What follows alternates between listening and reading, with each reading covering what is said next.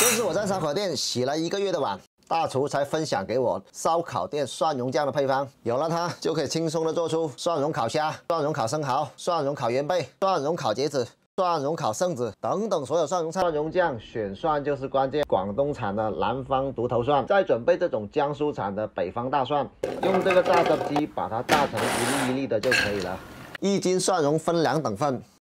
，1份清水洗净控干，半斤油下锅烧热，洗净蒜蓉下锅炸，炸到蒜蓉微微发黄，放小米辣，再放另一半蒜蓉，炸20秒断生，放入盐、糖、味精、毛油13克，最后倒入白兰地去香增腥。怕上火可以做这个下火茶。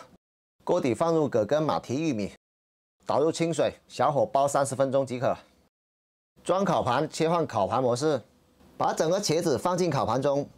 把扇贝放入烤盘中，下蒜蓉酱，盖上盖子烤熟。大虾放进烤盘中，下蒜蓉酱，放金针菇，摆上烤盘，放粉丝垫底，再放上圣子螺，放上茄子肉，每个锡纸盒里放上少许蒜蓉酱，再来上一点鸡汤，开大火慢慢烤。